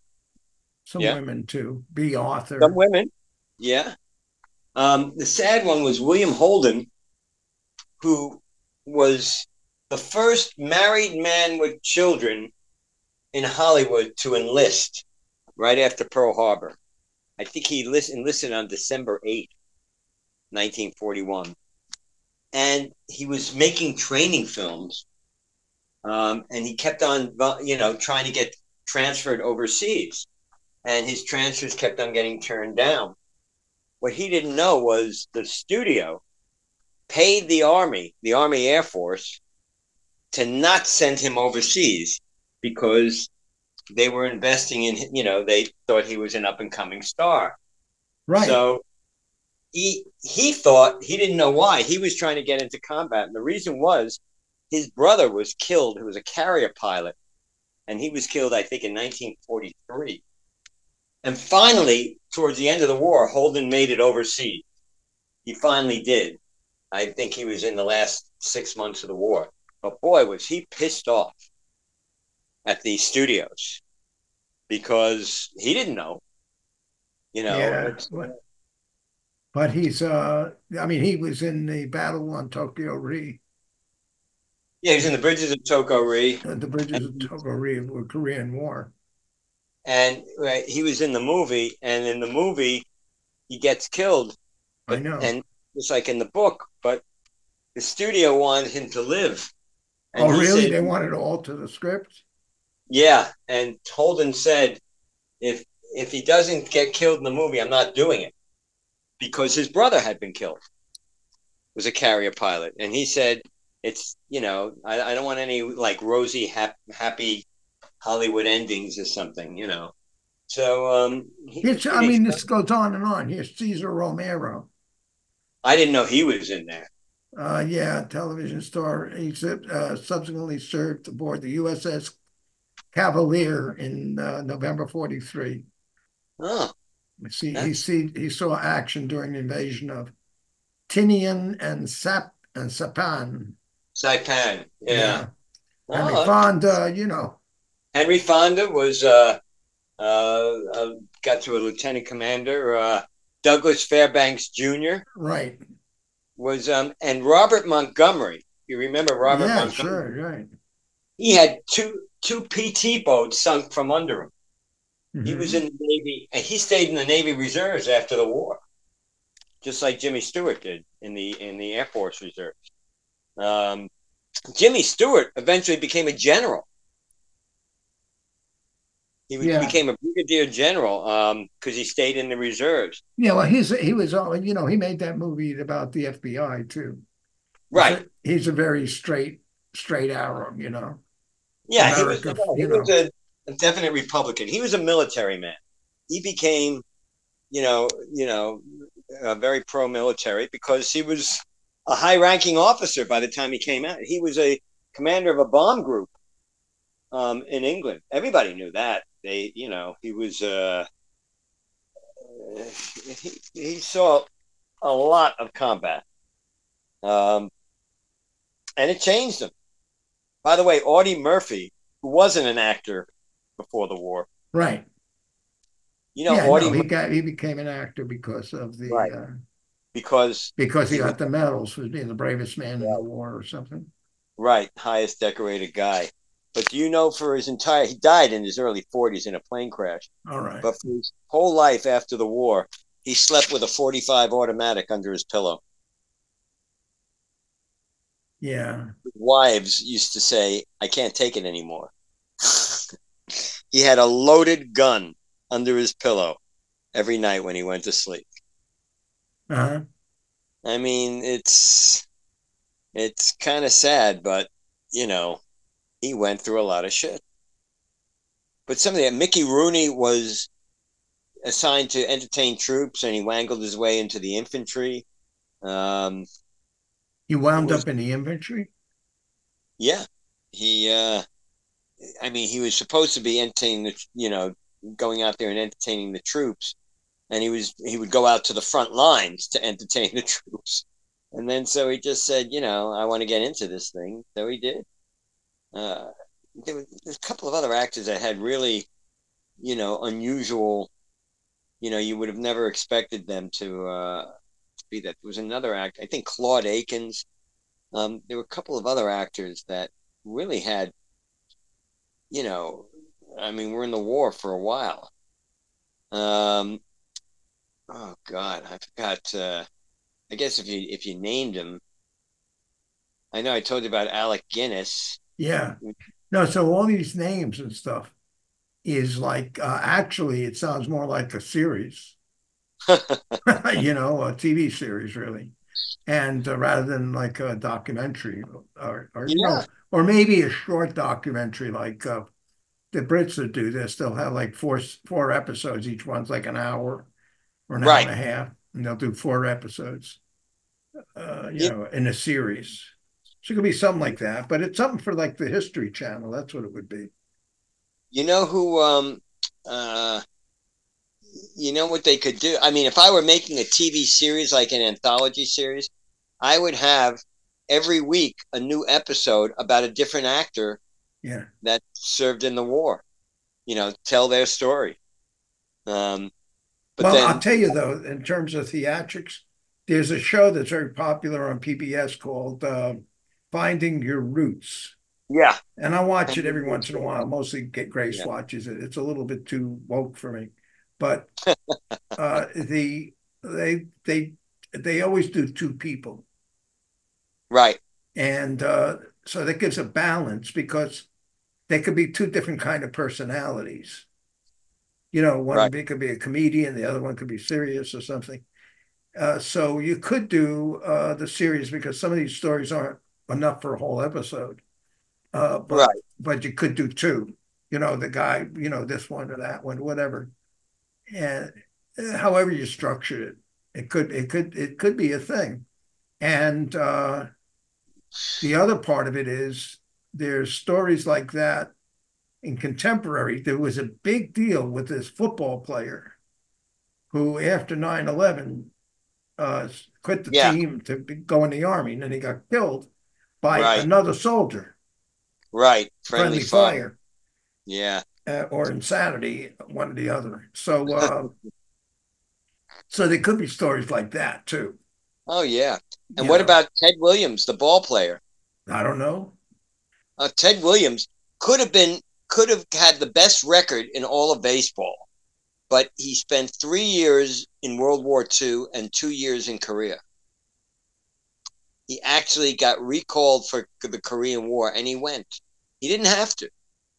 The army said, "Well, you're a ball player, we'll let you out," and he said, "Nope, I'm recalled. I'm going." He was a Marine pilot in both wars, and he had a good record. But He served 3 years in one war and 2 years in another. Jeez, you got to give him credit for that. And he was a great ball player. He lost 5 years, 5 of his best ball playing years in the service. I mean, it's and they say, other ball players served in World War, Jackie Robinson and Joe DiMaggio or something. So now if you throw in not just movie stars, but other areas of celebrities, or possibly even other people who you wouldn't expect, let's say the Rockefeller, Yeah, or somebody like that, somebody in the rich family, or a politician who left his position, like a mayor or senator. yeah, there were some politicians that did. And also, as far as ball players, there was a guy named Mo Berg who played, and this they did make. They were going to make a movie about it. There were 2 books about him. Mo Berg was I think he was a catcher for the Red Sox and or the Boston Braves. I'm not quite sure. And he was a popular ball player, and he went into the OSS, the forerunner of the CIA, and he was on these special missions that were. I mean, he was at risk several times. He was doing some high level stuff because he was, a highly educated guy. He was a ball player, but as ball players go, he was one of the more intelligent ones. But he joined the OSS. He was sent in, behind enemy lines, and he was Jewish. But he wanted to, that's what he wanted to do. And I actually knew somebody for a while back, years ago, who met him, and he said the guy was brilliant, but really eccentric. I mean, he was a little crazy, and he said he didn't know if it was because of the war or if the guy was always a little crazy. Yeah, well, a little crazy. You need a little bit of crazy. You have that. You have that in show business. You'll have that in any group. You need that it creates randomity or unpredictable behavior. That's the guy who comes in and buys everybody Frankfurters, or comes in with a circus act, or whatever, does something unusual. Sometimes it's a negative prank, but a lot of times it's just, funny or interesting. Yeah. It wasn't that crazy or anything. By the way, another actor who was a radio man on a Navy torpedo plane, Paul Newman. Paul Newman, the actor, yeah, he was in the service too. Yeah, he was. I think, Telly Savalas also was in. It's almost like everybody, but to me, surprisingly, is Douglas Fairbanks Jr. and Leslie Howard, because they're kind of fops. They're not macho guys like Kirk Douglas or Burt Lancaster or Neville Brand. Douglas was in the Navy, I believe. Yeah. No, but they're like whooshy. Leslie Brand is like, help him stand up. He's going to be blown down in the wind. But the ironic thing is that Leslie Howard was actually, he was a thin, fragile-looking guy. Right. And he was actually a more formidable guy. And, he had all these girlfriends. He wasn't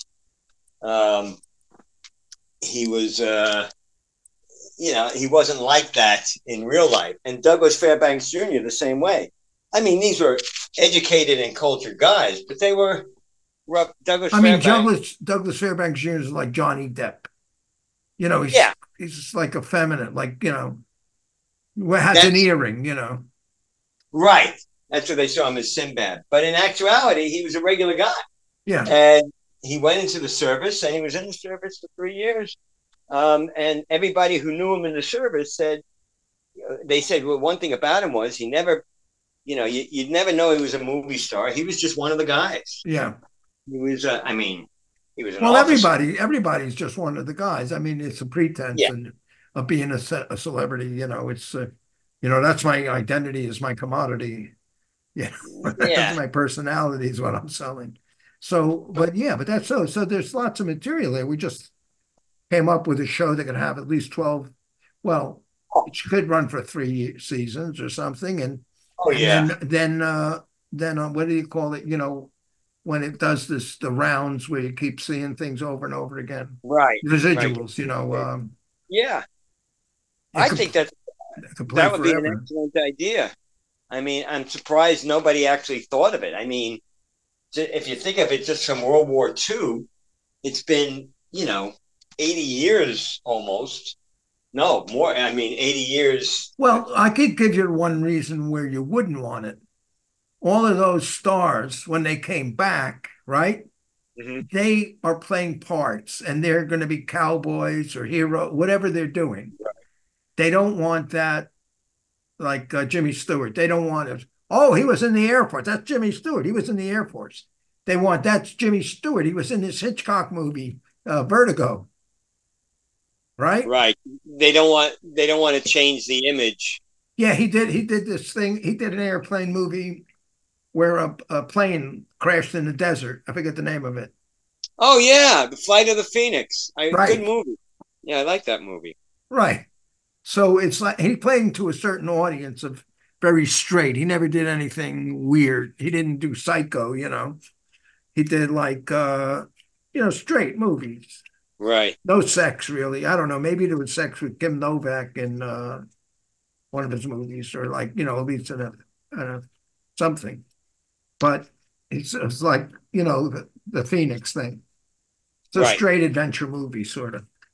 Well, So towards the they so did do they a or documentary. let's say you were the guy in yeah, I'm really appreciating that you're tolerating my loss of names.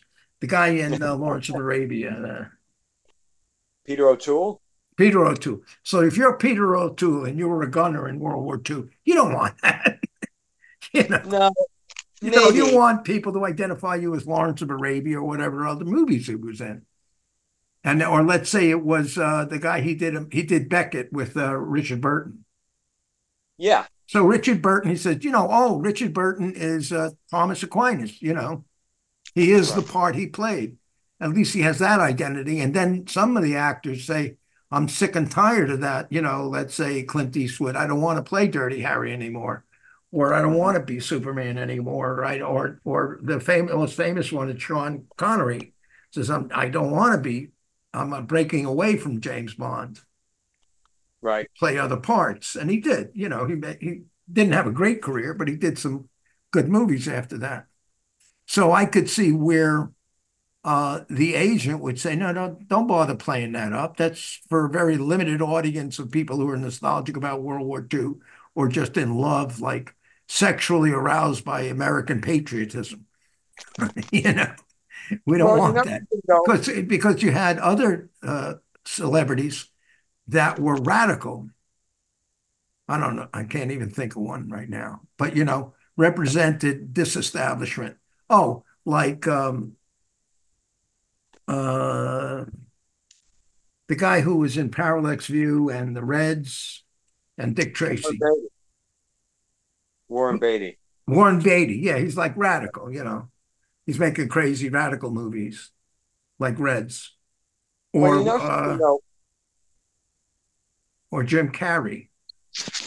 You know, Back in Hollywood in the 50s and 60s, it was important. I mean, a lot of these actors would play up the fact that they were in the war because the public had this image that they were shirkers, that they were just doing, USO bond tours or something.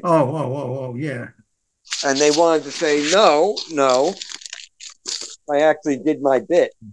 So, But that's let's say that's the mid future.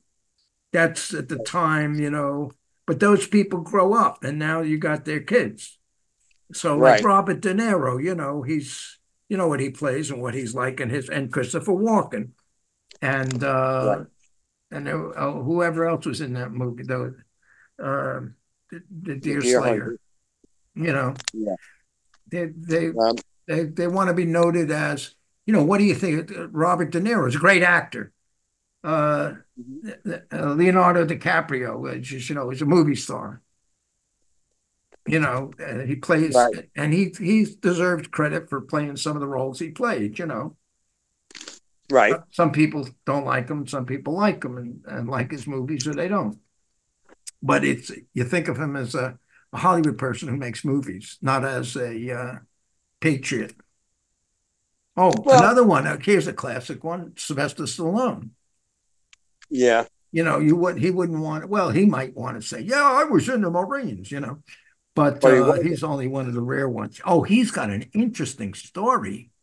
He grew up. He had a physical impediment where he couldn't speak, Mm-hmm. and he grew up in a poor family, and he sold the script to Rambo, not Rambo, Rocky. Rocky, and he sold it for $25,000 with the agreement that he would be the star. So he sold it cheap, but he got somebody to buy it, and that was it. So he's like, that was it. Day one, he got that, and he became famous. You know what happened? Because he and his wife at the time were like, they didn't have any money. They were struggling actors. He was living in a, fifth floor walk up or something like that, studio apartment or something. And he had this script. And James Caan was supposed to play Rocky. Uh-huh. The studio wanted James Caan. And James Caan said it turned out he couldn't do it. He had another film he was contracted to do at that time. And he said to Sylvester Stallone, supposedly, as I heard it, look, you really want to play this part? I mean, Stallone was willing to sell it, and not Stallone was going to play. He put it this way: he didn't even know if he had a role. He said, "Well, maybe I'll play Paulie, the part that Burt Young played," but he didn't even know if he was even going to get extra work in the movie. He just was selling the script, and they needed the money. And James Caan said, "Look, sell the script cheaper, but hold out for the role." Mm-hmm. He said, don't worry about the money. You got to think of the future. Don't worry about getting the money now. Whatever you sell the script for, if you can hold on to the role, do it. And so Stallone took that advice, and he did that because, at first he was going to say, hey, if I can get $100,000 for the script, and I have to give away the part, hey, we could use that money. $100,000 back then was like, $500,000. And Khan told him to stick for the part. For the part. It was a good idea. Good advice. It worked out. Yep. Yep. Okay, so as a last hurrah, I was just say, do you know anybody to pitch to? Pitch who? Pitch what? To pitch a program, to pitch a package. That documentary? I don't know. Any kind of a package. Producers, or I don't even know how the industry works. Is it like what do they call those guys? Hedge fund guys, Yeah. Basically, it's difficult. I mean, I've got a couple of plays that one that's already written, and I'm not sure where to go now. Things changed after COVID. I'm not sure. I'll ask. I'll find out. I've got to do it for myself anyway. So if I find, there is always the like I was saying, the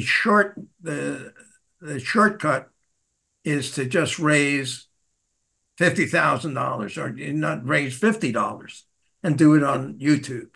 Yeah, that's what that's what I was going to say. What people seem to be doing is using this online stuff like YouTube and everything. And then what happens is somebody will see that and say, hey, we can go further with this. Especially if you've got 1 million viewers. Especially you got 1 million viewers, definitely. But even if you get like tens of thousands of viewers. I know, but you see, the interesting thing is, it seems to me that most often when Hollywood gets a thing like this, I'm saying Hollywood, but the movie industry, they say, oh, let's turn into a super.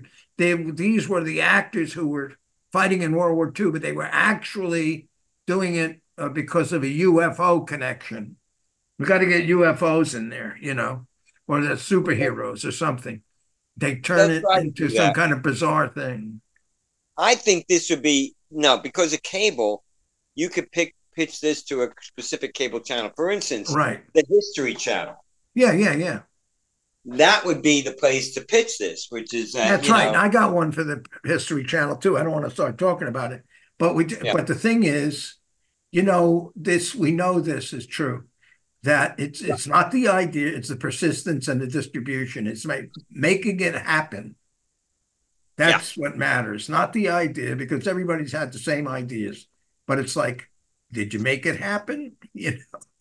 yeah. What No, did well, you do? that's the Oh, I thing. made a call and they never answered because it was on Saturday. What the hell do they expect from me? Why don't you try calling them up on Monday? Well, You I can have you tell you have to this. persist. Yeah, it's not just persisting. There's, I mean, I'm supposed to be doing a reading of at least one, and if I can finish the second one, two of my plays in Normandy in 4 months. And I have to tell you, I've been working on this since almost 2019, but working full, quite a bit for the past year or two. And it is a pain in the ass.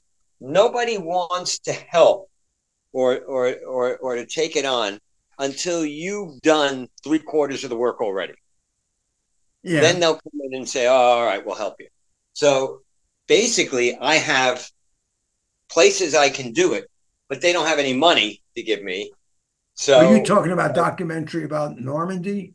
no, this is a play A that I play wrote that I about. just want to do a reading of, and it's a pain in the ass. I would have thought somebody would have said, "Hey, great, that's exactly what we need. This is perfect." No, wait a And second. Wait a second. Let me understand. You wrote a play about the Normandy invasion, and you I want. wrote a play about the Canadians in Normandy. Actually, it Okay, was the and day after. you just want to get a reading of it. Just a reading for the 80th anniversary of D-Day. How long is it? Between about 2 hours, 15 minutes. How many parts?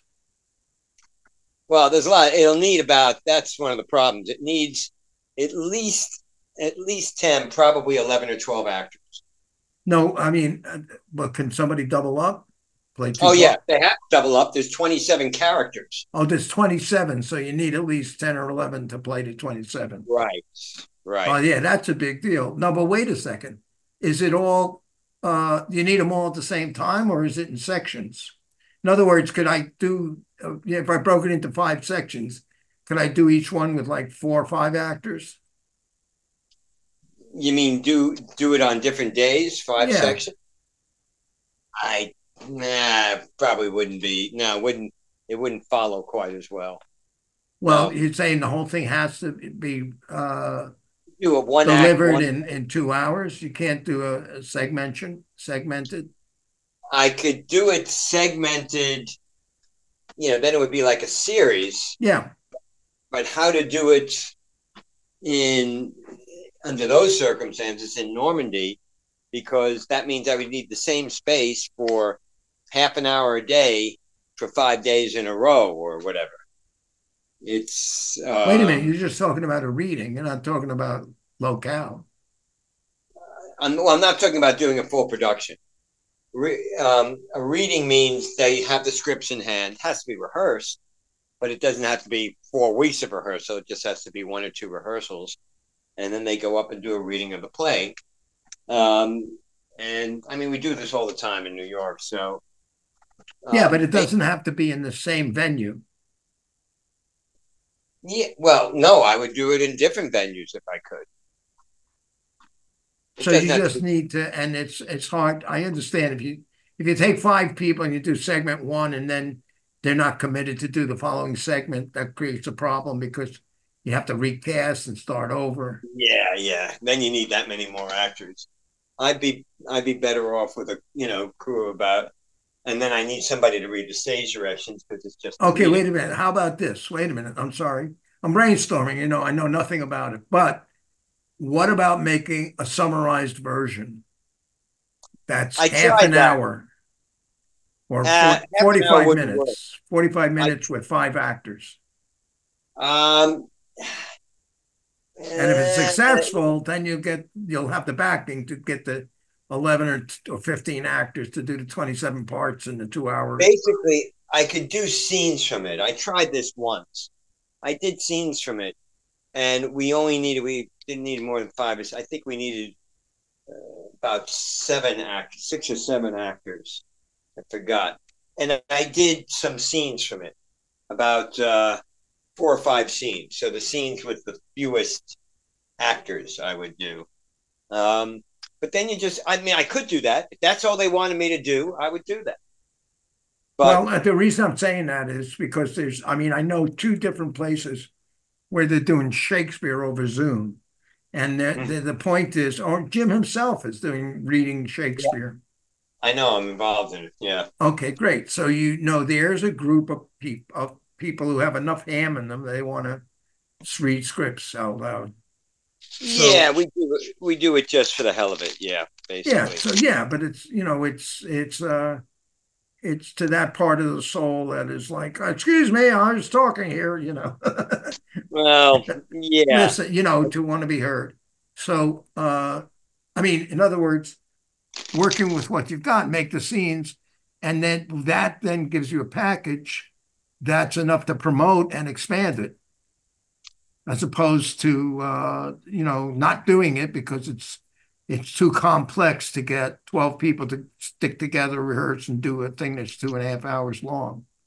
They have to be more committed. They don't want to give you that commission.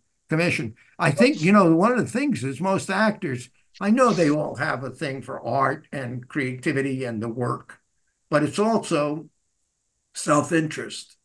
I don't think that as a group of people, actors are very self-assertive, Excuse me, watch it. Step aside. I'm in front of the light, not you.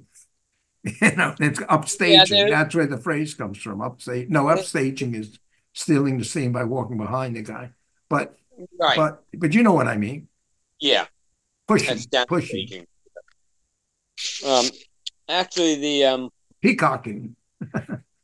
Whatever. It's I don't know how well. Look. What I'm trying to do now, as far as actors go, look, the problem I'm having is that it's all supposed to be Canadians, right? So somebody would say, oh, I have friends of mine in Paris who said, oh, I can get you a bunch of actors, but they all, they don't speak English that well. And they're playing Canadian, Anglo-Canadian, not French-Canadians. So it's just not going to come across that well. Also, a couple of the places want me to have a French translation. I don't speak French. I speak some French, but not enough to translate something. So I have to pay to have that done. Really, if you really want to know the problem, if somebody gave me $50,000 to do this right now, I could get it done in 2 months. Easy. I could just pay actors. I could just fly actors over there. Pick whatever actors I want and fly them over. It's the money. It's always the money. Okay. That's really the problem.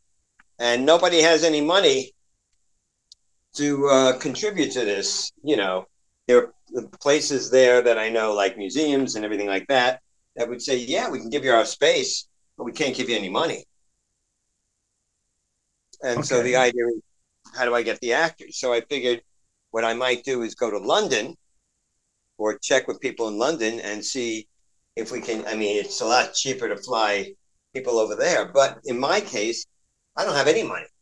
Yeah, so, but I don't get this thing about flying. If it's just a reading, it's audibles, right?